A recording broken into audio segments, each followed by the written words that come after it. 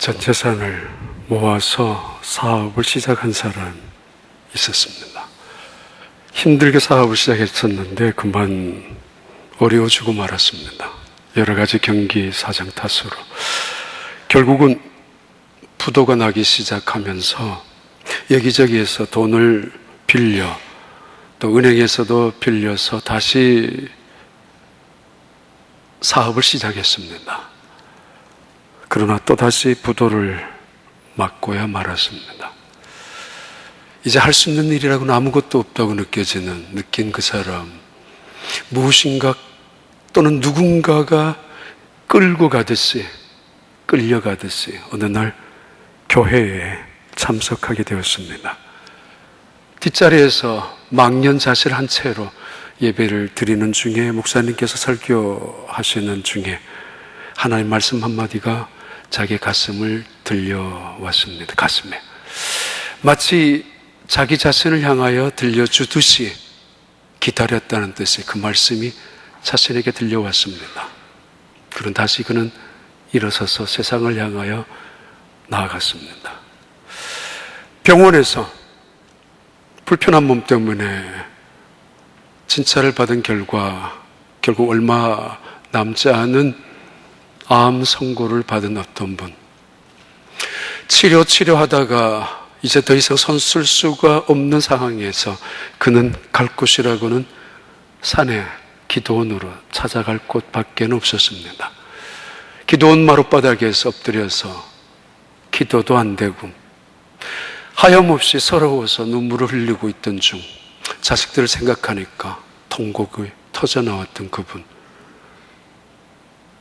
눈을 들고 앞을 쳐다보는 순간에 기도원 벽에 붙어있는 하나님의 말씀이 눈에 들어왔습니다.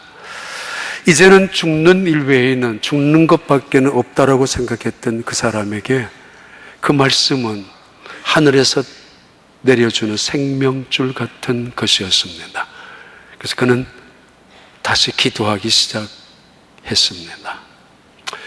오랜 시간 평생 그 직장이 자기 직장인 줄 알고 충성하고 섬겨왔는데 느닷없이 회사에서 퇴출을 당합니다. 서럽기도 하고 가족에는 어쩔 수 없이 말하지 못하는 그 사람, 자식들에게 차마 털어놓을 수도 없어서 체면상, 아니 자식들의 마음에 실망이나 상처가 될까봐 매일 아침이면은 집에서 마치 회사를 향하여 출근하듯이 꾸역꾸역 출근해야 하는 그분, 어느 날 차 안에서 죽으려고 약을 털어넣고 싶었던, 털어놓으려고 하는 직전 라디오에서 들려오는 하나님의 말씀이 있었습니다. 그 말씀에 그는 입에 털어넣으려고 했었던 약을 포기하고 다시 살기로 작정합니다. 그 말씀 중에 하나가 바로 빌립보서 4장 13절 말씀입니다. 내게 능력 주시는 자 안에서 내가 모든 것을 할 수 있느니라.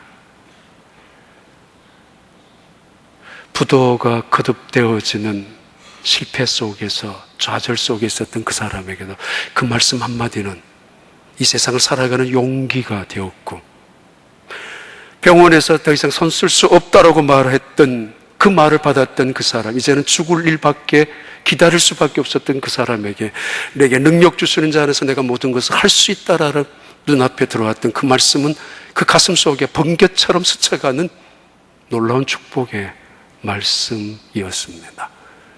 아니, 과격한 예이지만은 죽음 직전에 죽으려고 생각하고 있었던 그에게 라디오를 통해서 들려왔던 하나님의 말씀은 내게 능력 주시는 자 안에서 내가 모든 것을 할 수 있느니라는 이 말씀은 다시 한번 그가 이 세상에서 살아갈 수 있는 이유, 소망의 근거가, 그리고 다시 한번 이 세상에 희망이 어디 있는지를 가르쳐 주었던 말씀이고, 그래서 마음속에 허전함으로 채워졌던 그 절망으로 가득 찼던 그에게 위로와 소망과 생명이 되었던 말씀이었습니다.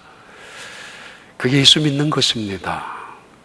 그게 하나님 말씀을 믿는 것입니다. 혹시 여러분 인생 속에서 지금까지 여러분을 지탱시켜주고 붙잡게 해주는 하나님의 말씀이 있습니까? 힘들 때마다 여러분을 세워주고 답답할 때마다 새 힘을 주시는, 소망이 되시는, 아니 생명이 되시는 그 말씀 말입니다. 만약 이게 없다면 껍데기의 신앙일 뿐입니다. 세상에서 참 불쌍한 사람이 있습니다. 버림당하는 사람입니다. 부모님에게 버림당하는 자식들. 그래서 아이들 가슴 속에 분노로 이글거렸을 것이고 세상을 향하여 증오심으로 가득 찰 수밖에 없는 것이 부모님에게 버림당했다라고 느끼는 아이들 가슴 속에 자라나는 분노의 심정입니다. 직장에서 퇴출당하는 사람들의 버림당하는, 때로는 자식에게마저 버림당하는 아버지, 어머니.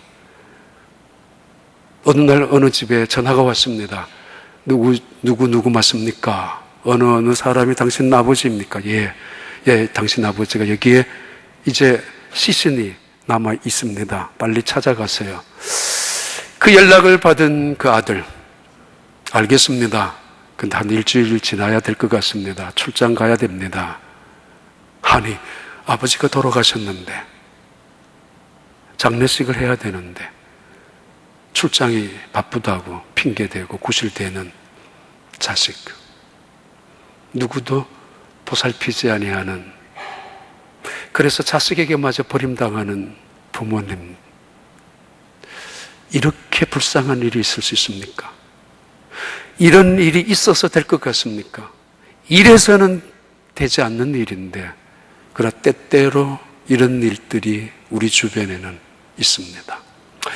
이보다 더 불쌍하고 더 불행한 일들도 있습니다. 아니, 더 안타까운 일이 있습니다. 그것은 이제 다녀오겠습니다. 학교 갔다 오겠습니다. 라고 떠났던 자식이 느닷없이 방송을 통해서 듣습니다. 총을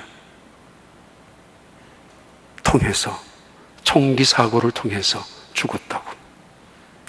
아니, 이것이 마지막이 될 줄 알았더라면 학교에 가는 아이에게 붙잡고 한 번이라도 허그라도 사랑한다라고, 아니 미안하다라고 말 한마디 해 주었을 텐데, 이럴 줄 알았더라면 이제 직장에서 막 퇴근하고, 아니 가게에서 퇴근하면서 집에 전화합니다. 이제 들어가는 중이라고.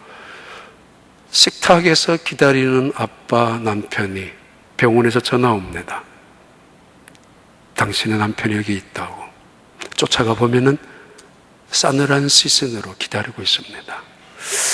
남들처럼 3년, 5년 긴 시간, 때로는 그런 남편을, 그런 가족을 간호정성을 다해서 쏟을 수 있는 시간이라도 주어졌다면 이렇게 안타깝지 않을 텐데, 아니 최소한 한 달만이라도, 아니 최소한 일주일만이라도 눈짓이라도, 마지막 주고받는 애틋한 감정이라도, 사랑이라는 또는 미안하다는 말을 주고받을 수 있는 기회가 있었더라면, 그런 안타까운 일이 때로는 있습니다. 있어서는 안 됩니다만은 있습니다. 이보다 더 억울한 일도 있습니다. 정말 억울하죠. 어렵게 공부해서, 그것도 의대 공부해서 인턴, 레지던트만 맞춰서 이제 막 제대로 된 병원 시작하려고 마음먹고 했는데, 그만 사고로 목숨을 잃어버리는 자식을 둔 사람들, 결혼식을 마치고 신혼여행을 떠나는 중에 교통사고를 당하는 사람들, 미국에 이민 와서 그처럼 고생해서 집 마련하고 자식들 대학 다 졸업시키고 이제 편안히 누릴 것만 남았는데, 그런데 말입니다, 조금 몸이 안 좋아서 병원에 가니까 이제 몇 달 남지 않았다라는, 그것도 말기라는 선고를 받았을 때 억울합니다. 정말 억울합니다. 어떻게 모은 재산인데 한 푼도 쓰지 못한 채로 도대체 어떻게 하기 위하여 미국까지 이민 와서 살고 있는데, 도대체 한 번도 난 감사하다, 난 행복하다라고 느껴보고 고백해본 적조차 없이 열심으로 일만 하다가 죽어가는 사람들, 정말 원통하기도 할 것입니다. 일하기 위해서 죽자 살자 안 먹고 안 쓰고 안 입고 모으려고만 미국 온 건 아니잖아요. 그게 인생도 아니잖아요. 그런데 말입니다. 세상에서 버림당하는 것보다 더 불쌍한 사람, 불행한 사람, 하나님께 버림당하는 사람입니다. 그것은 영원한 지옥을 의미하기 때문입니다. 이 세상에서 마지막 한마디도 못한 채로 죽어가는 안타까운 일보다가 더 안타까운 일은 평생 살면서 그 입으로 하나님 한 번 증언하지 못한 채 죽어가는 사람들, 예수 그리스도를 자랑 한 번 해본 적이 없는 사람들. 말은 하죠. 자식 자랑, 남편 자랑, 지 자랑 외에는. 입에 거품을 물면서 떠들기는 하죠. 자기 이익 앞에서는. 평생 하나님이 누구인지, 얼마나 위대한 분인지, 직장에서, 사업장에서 예수 그리스도를 전도해 본 적이 없는, 하나님을 증언해 본 적조차 없이 살아간 사람들, 한 번도 나는 예수 믿는 사람이라 라고 누구에게도 창피해서, 손해볼까봐, 부끄러워서, 자존심 상해서. 정말 안타까운 일입니다. 어리석은 일입니다. 이보다 더 억울한 사람들이 있습니다. 은혜 속에 살면서, 축복 속에 살면서, 하나님의 자녀가 된, 하나님의 구원받은 백성으로 살아가면서도 하나님을 향하여 제대로 된 감사 한번 해보지 못한 채 살아가는 사람들. 염려할 거 다 하고 살아가고, 걱정할 거 다 하고 살아가고, 심지어는 걸핏하면 원망부터, 불평부터 쏟아내고 살아가는 사람들. 그래서 난 정말 행복하다고, 난 정말 하나님의 은혜 속에서 감사하며 살아갈 수 있다라고, 평생 예수 믿으면서도 하나님의 은혜 축복 속에 살면서도 그런 고백 한 번 해보지 못한 채로 늘 불안에 떨면서 늘 염려하며 살아가는 사람들, 억울한 사람들입니다. 왜 그렇게 살았는지, 왜 그렇게 불평을 쏟아내고 살았는지, 왜 그렇게 시비 걸며 살았는지, 뭘 잘났는데, 뭘 똑똑해서 내 걱정 내가 다 하고 살았는지, 뭐가 그렇게 욕심이 많아서 움켜잡고 살았는지, 얼마나 좋은 일을 만나야 감사할 것인지, 얼마나 내가 기대했던 일들이 이루어져야 그때서야 비로소 감사할 거라고 미루고 기대하고 살아가는지, 매 순간 감사조차 한번 해본 적이 없는 사람들. 오늘 이번 달 계속해서 감사의 주제를 말씀드립니다. 생명나무 곁에서. 지난달에는 이것은 막연한 추상적인 이야기가 아닙니다. 창세기는 단순한 설화나 신화의 이야기가 아닙니다. 창세기 1장, 2장, 3장, 4장, 이것은 당구신화처럼 내려오는 전래 동화가 아니에요. 가장 실제적이고 가장 현실적이고 가장 우리의 믿음의 생활 속에 과학의 문명이 발달한 최첨단의 시대 속에 살아가고 있는 우리 바로 이 시대 속에서도 이 말씀은 대단히 구체적이고 실제적인 말씀입니다.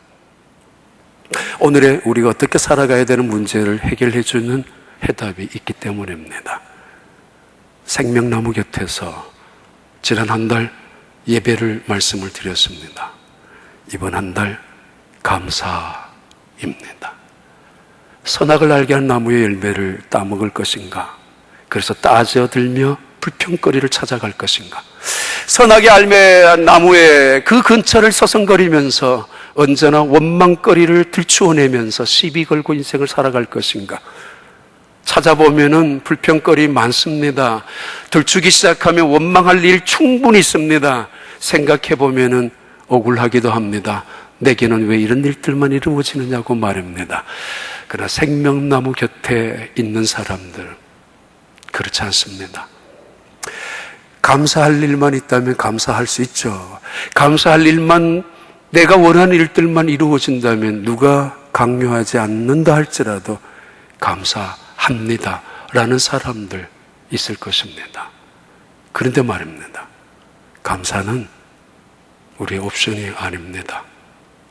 감사는 하나님께서 우리에게 주셨던 명령입니다. 빌립보서 4장 6절 7절의 말씀입니다. 아무것도 염려하지 말고 너희 구할 것을, 다만 너희 구할 것을 오직 하나님께 감사함으로, 기도와 간구로 감사함으로 아뢰라. 그리하면 모든 지각에 뛰어나신 하나님의 평강이 그리스도 예수 안에서 너희 생각과 마음을 지키시리라. 그리고 그 말씀 이후에 내게 능력 주시는 자 안에서 내가 모든 것을 할 수 있느니라고 말씀하고 있습니다. 감사. 11월 달은 추수감사절 절기입니다. 습관적이지만은 또는 형식적인 절기를 보내지만 그래도 절기가 있다는 것 앞에서 우리는 지나칠 수 있었던 문제를 다시 한번 그래도 기억하고 생각할 수 있는 시간이기에 의미 있는 절기라고 볼 수 있습니다. 디모데후서 3장 1절부터 3절까지 오늘의 세대를 이렇게 예언하고 있습니다. 너희가 말세에 나타날 현상은 이런 것들이라. 너는 이것을 알라. 말세에 고통하는 때가 이르리니 사람들이 자기를 사랑하며 돈을 사랑하며 자랑하며 교만하며 비방하며 부모를 거역하며 그리고 감사하지 아니하며 거룩하지 아니하며 3절입니다. 무정하며 원통함을 풀지 아니하며 모함하며 절제하지 못하며 사나우며 선한 것을 좋아하지 아니하며. 세상이 점점점 마지막을 향하여 다가가고 있는, 종국을 향하여 계속 치닫고 있는 세대 속에 살아갑니다. 이 세대를 표현합니다. 사람들이 돈을 사랑한다고, 자기를 사랑한다고, 부모를 거역하고 살아간다고, 그리고 한마디로 감사가 없다고. 주어진 어떤 조건, 어떤 환경 속에서도 감사할 줄 모르고 오히려 무정하며 절제하지 못하며 사나우며 선한 것을 싫어한다고, 선한 것을 좋아하지 않는다고, 반대로 악한 것을 쫓아가는 세대. 그것이 마지막 세대의 한 모습인 것을 가르쳐 줍니다. 우리가 살아가면서 세상 사람들이 감사합니다. 그리고 교인들이 감사합니다. 이것은 사실은 엄격한 의미에서 다른 차원의 감사입니다. 세상 사람들은 감사의 조건 앞에서 그 감사를 준 어떤 대상을 향하여 감사합니다. 근데 성도는 하나님의 백성들끼리 감사하면 그 대상이 하나님이십니다. 제가 여러분에게 감사합니다. 마지막은 하나님께 감사하는 것입니다. 여러분이 목사님에게 감사합니다. 그 마지막은 하나님께 감사하는 것입니다. 반대로 만약에 원망과 불평한다면 그건 하나님께 하는 것을 말합니다. 출애굽기 16장 8절에 9절에는 그 말씀을 얼마나 무섭게 경고하고 있습니다. 이렇게 말씀하고 있습니다. 출애굽기 16장에 모세가 또 이르되 여호와께서 저녁에는 너희에게 고기를 주어 먹이시고 아침에는 떡을로 배불리시리니 이는 여호와께서 자기를 향하여 너희가 원망하는 그 말을 들으셨습니다. 우리가 누구냐? 너희의 원망은 우리를 향하여 함이 아니요 여호와를 향하여 함이로다. 9절. 모세가 또 아론에게 이르되 이스라엘 자손의 온 회중에게 말하기를 여호와께 가까이 나오라. 여호와께서 너희의 원망함을 들으셨느니라. 이스라엘 백성들 노예로 살았던 사람들입니다. 정말 자유라고는 하나도 없는, 눈꼽만치도 없었던, 행복할 수 있는 여건은 털끝만큼도 없었던 이스라엘 백성들, 남의 나라에 종살이하는 노예로 살았던 사람들, 그들에게 해방이 주어졌고 자유가 주어졌고 그들 인생에 새로운 삶이 이루어졌었던 이스라엘 백성들, 홍해가 갈라지면서 뛸 듯이 기뻐하며 하나님을 향하여 감사의 찬양을 불렀던 이스라엘 백성들, 사흘이 못 갔습니다. 3일이 못 갔습니다. 3일째 되던 날 그들 앞에 쓴물이 있었을 때 그들은 불평하기 시작합니다. 불평을 쏟아내었습니다. 그리고 며칠이 못 되어서 처음에 하늘에서 만나가 내렸을 때 이것은 꿀을 담은, 꿀이 섞인 맛있는 과자라고 여기며 하나님 앞에 감사했었던 그 사람들, 불과 일주일이 계속되니까 이거는 못 먹는 기름이 섞인 과자라고 불평을 쏟아냈던 이 사람들, 입만 열면 불평을 시작했었던 불평 제조기 같은 사람들, 여건과 환경 속에서 걸핏하면 원망부터 토해내는 원망 공장처럼 살아갔던 이 사람들, 물이 없어서 심지어는 지도자를 향하여, 모세를 향하여, 또는 고기가 없다고, 먹고 싶다고, 아니 심지어는 우리가 이거 강야에서 이래 살다가 정력이 약해지는 거 아니야?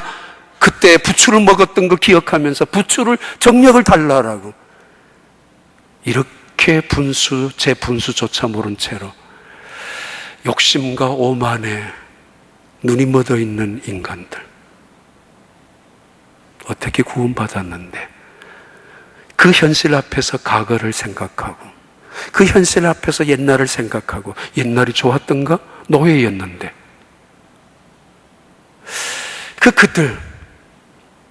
그들이 불평을 쏟아낼 때 하나님이 들으셨습니다. 원망할 때마다 하나님이 들으셨습니다. 모세가 말합니다. 너희가 우리를 향하여 원망하는 것이 아니라 하나님을 향하여 원망하는 것이라고. 항상 기뻐하라, 쉬지 말고 기도하라, 그리고 범사에 감사하라. 이것은 너희를 향하신 하나님의 뜻이니라. 원망은 마귀의 뜻입니다.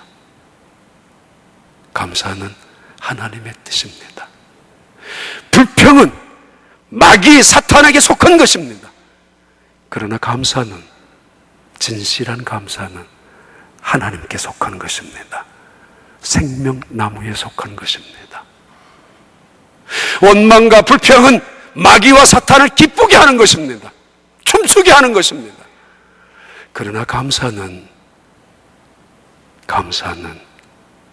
하나님을 기쁘게 하는 것입니다. 아십니까? 감사하는 사람도 가슴이 뭉클하고 눈물이 나고, 감사를 받는 사람도 가슴이 뭉클하고 눈물이 날 정도의 그 감사, 입술로 습관적인 쇼의 감사가 아니라 진정한 감사, 그 하나님에 대한 감사, 사람들과의 주고받는, 성도들과의 주고받는 그 감사의 대상은 하나님이란 사실이고, 그리고 감사를 듣기를 원하시는 분이 하나님이라는 말씀입니다. 아무것도 염려하지 말라, 첫 번째 말씀입니다. Be careful. Be careful. For nothing. For nothing. 아니, 하루 아침부터 저녁까지 조심해라, 조심해라. 차를 운전할 때도, 다닐 때도, 직장에서도, 사업장에서도 언제나 조심해라, 주의해라. 그것이 일상생활 원리 아닙니까? 잔소리이기도 하고. 또 성경은 말합니다. Be careful for nothing. Don't worry about that. anything. 염려하지 마라. 아무것도 염려하지 마라. Nothing. Anything. 너희가 염려함으로 키를 한 잔 더 크게 할 수 있느냐? 너희가 근심함으로 말미암아 너희 문제를 해결할 수 있느냐? 우리가 살아가면서 아침에 눈을 뜨면 저녁까지 염려할 투성이가 놓여져 있습니다. 염려를 선택할 것인가? 붙잡을 것인가? 아니면은 하나님을 선택할 것인가? 생명나무를 선택할 것인가? 그 곁으로 다가갈 것인가? 아니면 선악을 알게 하는 나무를 붙잡아서 그쪽에서 서성거리며 한평생 불평하다가 살아갈 것인가? 지난주에는 한국에 있었습니다. 그래서 한 교인 집에 방문했습니다. 그분은 항암 치료를 받고 있는 중입니다. 걱정이 많을 것 같았습니다만은 걱정이 하나도 없었습니다. 염려할 수 있었던 충분한 조건이 많은데도 불구하고 오히려 그러질 않았습니다. 항암 치료라는 것이 남자도 쉽지 않습니다. 1차, 2차, 3차 그 다음 다시 또 한 번 항암 치료를 다시 받아야 될 텐데, 과연 내가 이 치료를 받으면 암세포가 다 죽을까? 많이 퍼져 있는 내 몸에 과연 의사는 믿을 수 있을까? 아니면 주변 사람들이 내게 대하는 태도가 섭섭할 때도 있을 것이고 걱정거리 투성일 것입니다만 그분이 이렇게 이야기했습니다. 목사님, 제가 지금 제 동생하고 같이 있는데 너무 고맙다고. 미국에 있으면서 가끔씩 내 동생을 걱정했었는데 그 여동생을 같이 있으면서 내가 여동생을 케어할 수 있고 여동생을 위하여 기도할 수 있고 뭔가 그 아픔을 치료할 수 있는 시간이 내게 주어져 있기에 너무 감사하다고. 자기 병 걱정할 시간보다가 더. 그리고 오래전에, 아주 오래전에 자기 어머니가 교회를 다닐 때마다 아버지가 무지무지 핍박을 많이 했었던 것 같습니다. 분노도 하고 어느 날 한 번은 어머니에게 휘발유를 쏟아부었고, 갓난 아이를 젖먹이고 있는 어머니에게 휘발유, 석유를 쏟아부었고 성냥으로 던졌는데,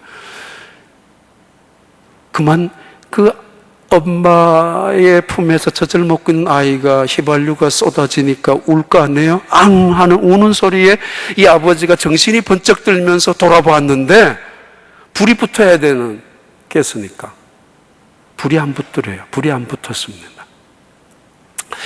그 아버지의 핍박 속에서도 믿음을 포기하지 않았던 어머니, 너무 고맙다고. 내가 이런 치료 중에서도 믿음으로 기도할 수 있게 해주시고, 주변 많은 사람들 기도하는 사람으로 나를 돕게 하게 하시고, 그런 핍박 속에서 그 순간에 불이 안 붙고 살아난 그 기적 같은 현장에 나중에 그 아버지가 제 발로 교회 다니기 시작하셔서 돌아가시기 전에는 교회 장로님으로 섬기기까지, 나중에 미국 와셔서 간증까지 하셔서 알게 되었던 그 이야기를 들으면서 아버지에게까지 고마움의 마음을 갖고 있었던 그 마음. 아무것도 염려하지 말라.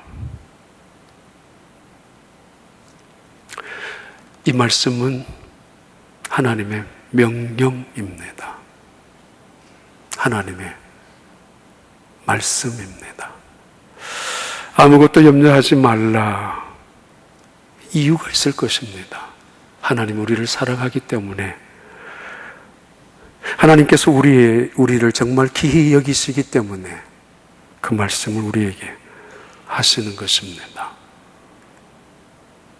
걱정할 거 아무것도 없다. Nothing. 걱정해봐야 무슨 소용이 있어. 그러면서 두 번째 말씀입니다. 모든 것, in all, 또는 in everything. anything, nothing이 아니고 everything으로 만들면은 pray, 기도하라.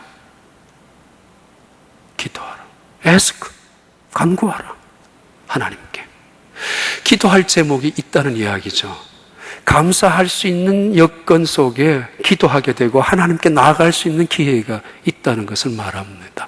아무것도 염려하지 말고 너희 구할 것을, 다만 너희 구할 것을, 우리의 기도의 제목이지 원망할 제목이 아니라 하나님께 나아갈 조건이지 환경이지, 하나님을 더욱더 진실하게 겸손하게 순종할 수 있는 찬스가, 아니 하나님의 놀라운 선물과 축복을 받을 수 있는 시간이지 불평하고 염려할 시간이 아니라는 의미입니다.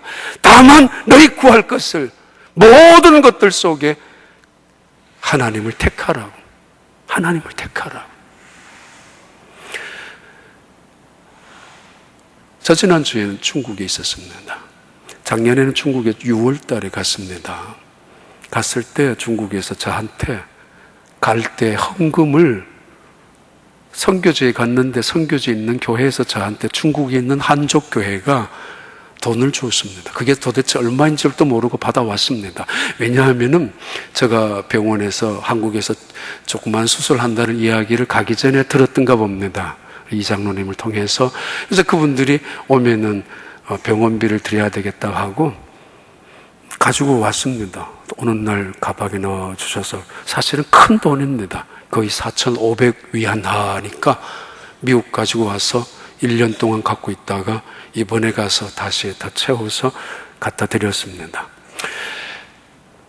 선교지에 가가지고 선교 헌금을 헌금처럼 받아오는 사람 있을 수 있을까? 저는 그런 사람입니다.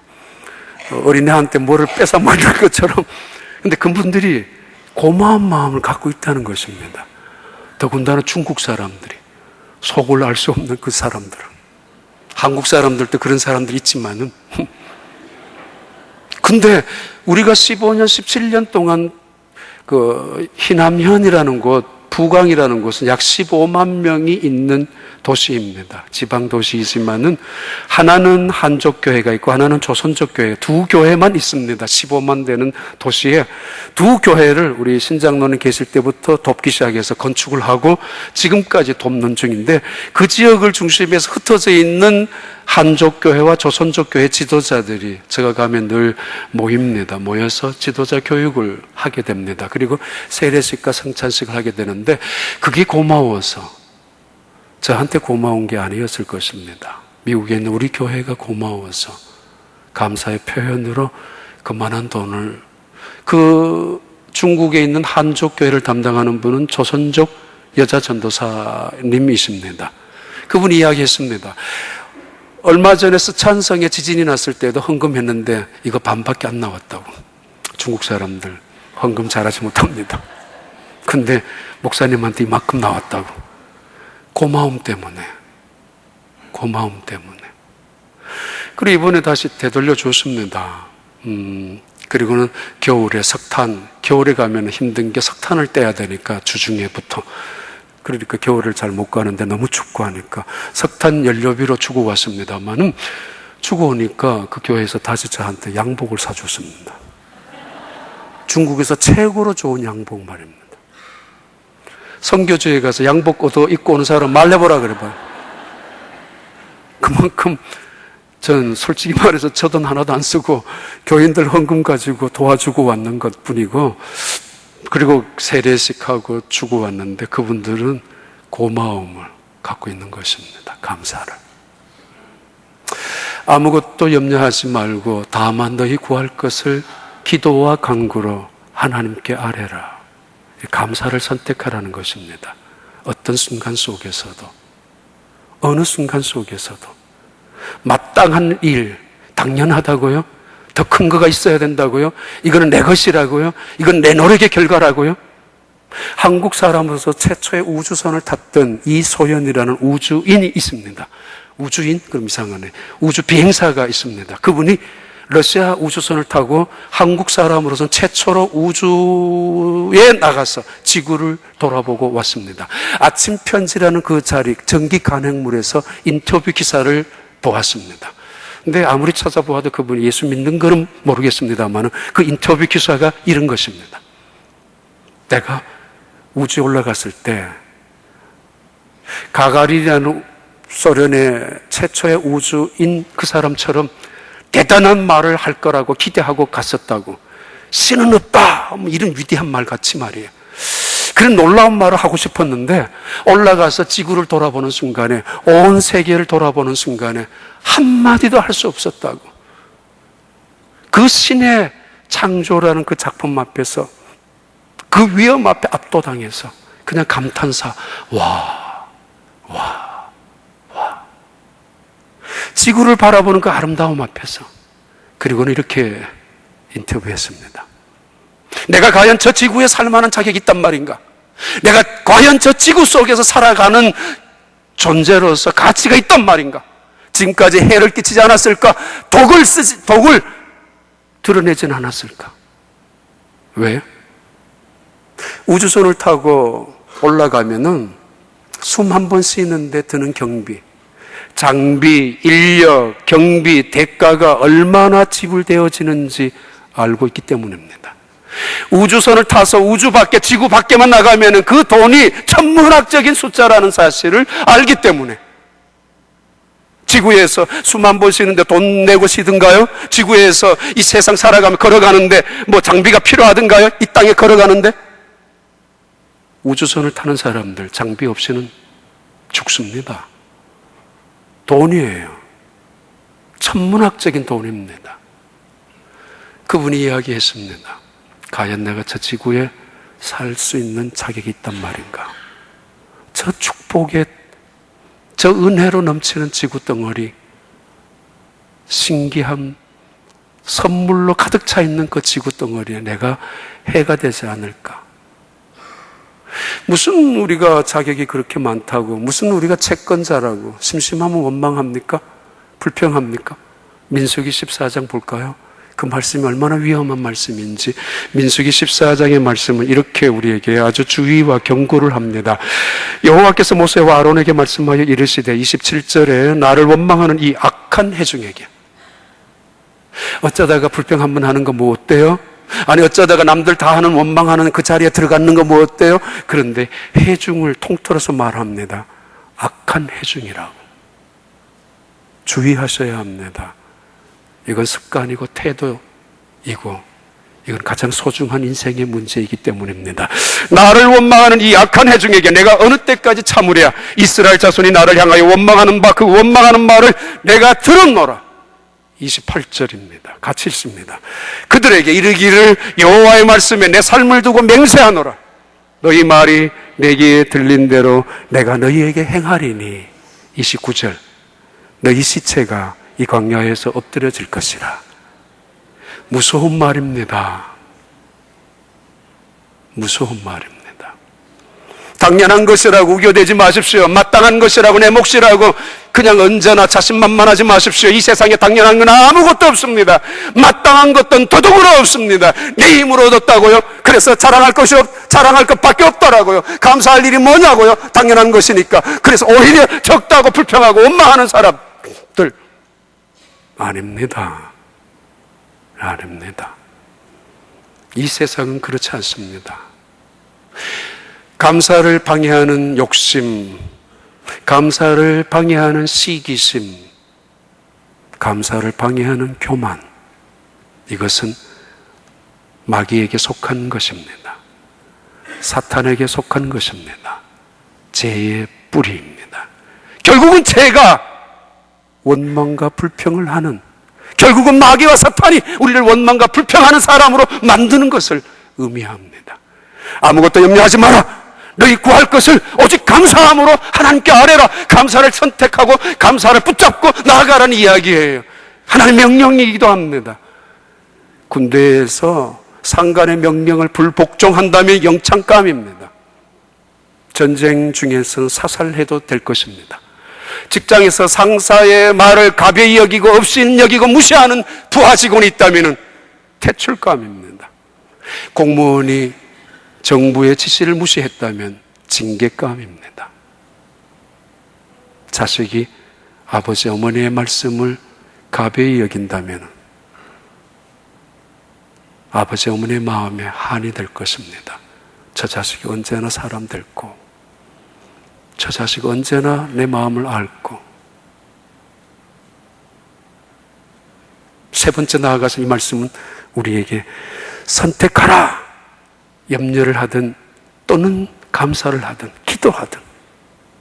그런데 이렇게 말합니다. 그리하면 모든 지각에 뛰어나신 beyond our everything, 모든 것을 우리가 갖고 있는, 우리가 이 세상에 있는 모든 것들, 나의 모든 것들 뛰어넘는 하나님의 평강이, 편리함, 편안함이 아니에요.